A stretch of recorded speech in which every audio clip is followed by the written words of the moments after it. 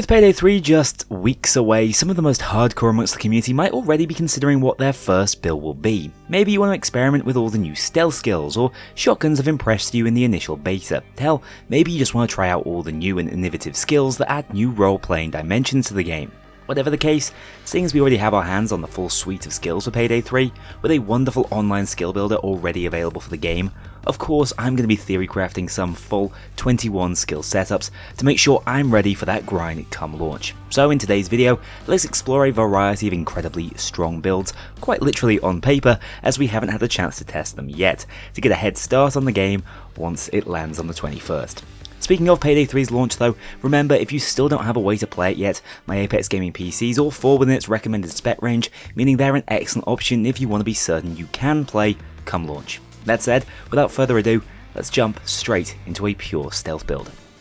Stealth in Payday 3 is incredibly interesting, bearing in mind it's intended to not be a one-dimensional option as it really was in Payday 2. Heists can transition from stealth to loud at specifically opportune moments, and the new design philosophy seems to be to make all stealth progress push you further towards any potential loud completion. This means that even the staunchest of stealth heisters shouldn't be voting to restart every single time their cover is blown. However, sometimes you do just want a build that's fully dedicated to sneaking around, which is exactly what I want to put together first when I load up the game. Initially, I think it'll be worth researching and equipping the Grifter and Hacker trees, as these are the most directly impactful stealth options. I'll be speccing directly into Hacker Aced to give me more control over cameras, which are plentiful in the stealth heists I've attempted so far, before grabbing Secure Loop and Glitch Protocol once I get the opportunity. I suspect I'll be using most of my runtimes to loop the cameras on harder difficulties, and Glitch Protocol might just be the best time-saving skill for stealth in the entire game, saving you from being escorted out of private areas whenever you get spotted unmasked once every 60 seconds. Unmasked stealth is such a favourable approach in my opinion. I also really like the look of Grifter, giving me rush stacks whenever I want just by moving close to civilians, giving access to walk the walk and social engineering to allow us to get away with a whole lot more on the map whilst you have that rush stack active. Open Mic just seems like an excellent stealth specific option, but might be something to consider speccing out of later when we pick up some more takedown skills. From there, I'm going to head up to the Infiltrator tree and ace out the first skill to give even more methods of gaining rush and its highly impactful movement speed, before grabbing Quick Fingers to make any lockpicking interactions almost instant. After that, I like the look of going for Escapist for more masked up movement speed, grabbing Swift once it's unlocked for a further 10% sprint speed. Remember, movement is absolutely pivotal in stealth, hence this build's focus around it. I think the Manipulator tree also has some appealing skills for Civ control in stealth, specifically Manipulator itself and Overbearing to keep them intimidated for longer, at which point I'll be looking to spec heavily into the Takedown tree with CQC Specialist, Groundskeeper, Pressure Points and Cover Up. I like Cover Up a lot as it adds more value to the takedown mechanic by skipping the radio call time, and Pressure Points can act as a bit of a get out of jail free card whenever a body you've taken down is located, giving you more time to run back to the scene of the crime and rescue the situation before the guard or civ goes straight to calling the cops. Finally, I'll be using my last couple of points to test out the value of Strategist Aced, allowing me to mark additional security guards for longer periods of time to better track their movements around the map. However, it might be just as good to spend these skill points on skills like Signal Catch and Slippery for even more utility and stealth saving potential if things don't go according to plan. Bearing in mind we want most of our kills to be takedowns with this build, I don't feel like Signal Catch will be entirely necessary, though it will absolutely be a flex skill if it suits a specific heist I haven't yet played. Rooted Ping also doesn't feel that necessary when tools such as the Microcam are so effective at allowing you to track specific guards on any heist. Overall though, by the time you've hit level 100 and have all 21 skill points, you can virtually build a full stealth setup without having to make too many build sacrifices if you really are a stealth purist. Next up, I want to talk about my favourite loud build so far, the Bulletstorm Moscone setup. I actually got the chance to try this one out at Gamescom, so can already confirm its power. This is a pure grit and edge build that aims to reload as infrequently as possible and be able to continuously fire and chain kills together indefinitely. As with most loud build recommendations, I think the first most impactful tree to look to research will be tank. Armor has just been so strong thus far, so going straight for tank, extra plates and armor up makes a lot of sense for a tanky build core. I'll also be grabbing Last Man Standing once I have a way to reliably activate Grit, which is coming up next in the shotgun focused Enforcer tree. Here we go for Enforcer Ace to gain excellent grit and edge generation options, as well as opening up skills like Quick Reload, Face to Face and Solid to really make the most of these newfound stats. buffing our damage, movement speed and stagger immunity in the process.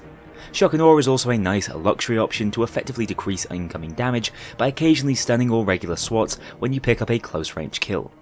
For a bit more survivability and to better facilitate this aggressive shotgun setup, I next recommend going for Ammo Specialist and then Plate Up, as we will be using the heaviest armor once it's unlocked, so the instant regeneration is very useful. At last though, we can finally get round to building into the actual concept behind the build, with Moa and Necessary Evil to gain access to Ammo Funnel and Replenish. Conceptually, the idea behind all of this is that so long as you have Edge and you one-shot kill someone, you will automatically refill that shot in the double-barrel shotgun from a distance, allowing you to shoot again at no cost. Whilst it sounds like a gimmick on the surface, I found this hugely useful in practice. Also within this tree I like Sprint Loaded, as even though we'll be trying to avoid having to reload in general, being able to stay mobile whilst doing so is really helpful, especially for your overkill weapon drops. As the icing on the cake, necessary to make sure we have almost endless uptime on the Edge stat, I enjoyed finishing off this build with the Gunslinger tree, as it has actually been buffed from the early closed beta build. Now it'll activate Grit whenever you switch weapon in either direction, instead of just being from primary to secondary. So, as long as I don't ADS, which is not necessary at all with a shotgun build, I can keep those instant reload skills active at all times. Not to mention, with the aced version of Gunslinger, chaining headshots keeps it refreshing for longer. From there I grab from the hip to tighten the weapon's spread and increase the likelihood of one-shot killing, as well as quick draw to enable those rapid weapon swaps. Finally, and this is a skill choice I still haven't fully tested out, I'm going for Finisher. This consumes any charges of Edge to deal 200% damage with the final shot of a weapon's mag.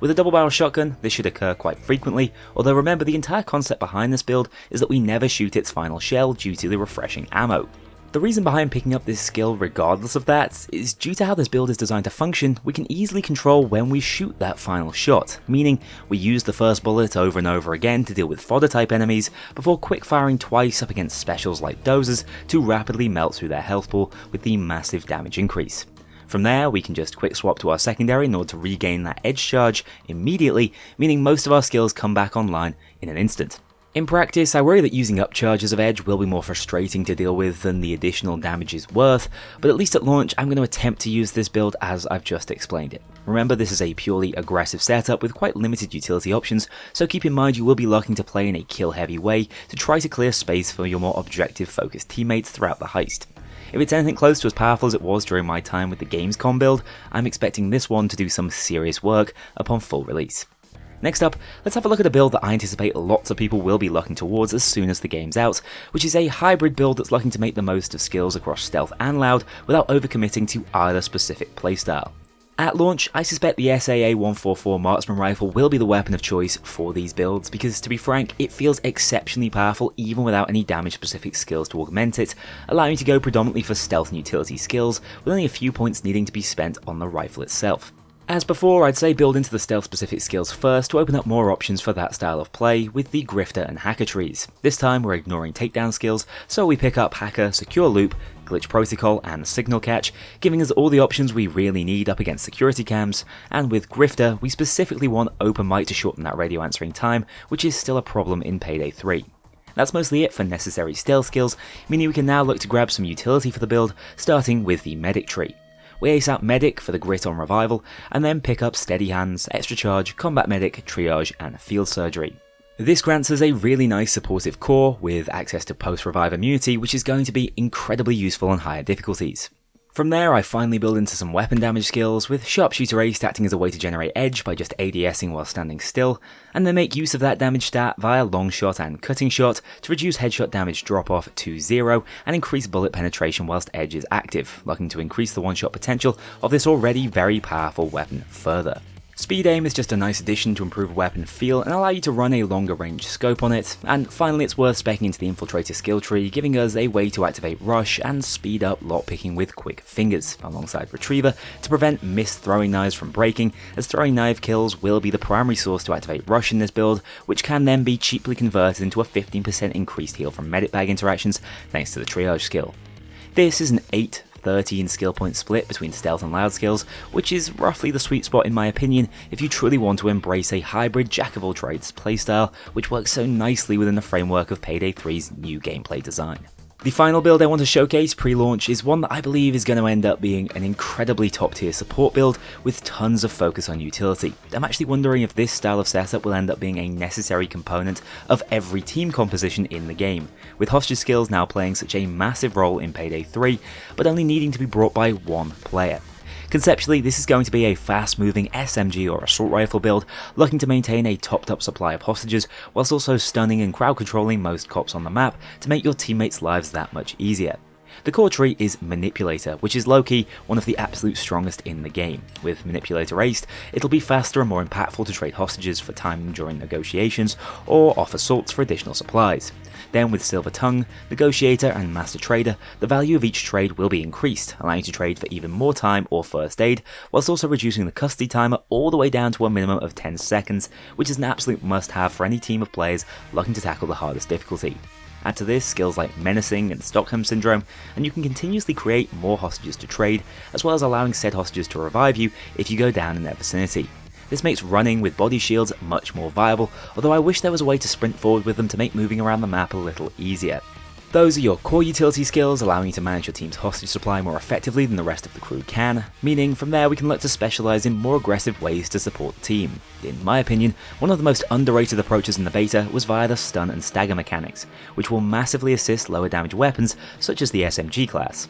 I'm looking forward to testing out the Tactician tree further, with Tactician Ace granting edge stacks whenever you stun a SWAT, and buffing the already very powerful flashbang throwable, which I'd recommend for this build. Moving on to Coup de Grace, Discombobulate, Expose and Scramble, we can extend the duration of stuns, use that edge to deal additional damage to stunned targets, reduce the cop's damage even after the flashbang expires, and even gain armor penetration on stunned targets, which enables SMGs to entirely circumvent their greatest downside of being weak when firing into armor. To play even further into this flashbang playstyle, I like the look of extra munitions to increase our throwable capacity by 2, and then ammo skills to help us fully replenish them. With Ammo Specialist Ace, Scrounger, Fully Loaded and Top Up, we can now effectively work with an infinite supply of throwables, whilst also offering the team a little bit more active utility with the Ammo Bag deployable. Seeing as we should have a huge supply of first aid kits with this build, we don't really need to worry about bringing healing options as much, so it's a nice opportunity to drag along some extra ammo for the crew, and to really maximise the potential of what a throwable-centric build can do. With the last few loose points, I'd go for what I'm already considering to be core skills, such as Sprint Loaded and Swift for additional sprint speed and the ability to sprint whilst reloading, which feels even nicer when running a constantly reloading SMG orientated setup. As I said during the beta, the SMGs did underwhelm me, but from a few conversations with the devs, it seems I might have just been playing them all wrong, and so I'm hoping this style of build brings out the best in them, as they are a conceptually fun way of playing the game.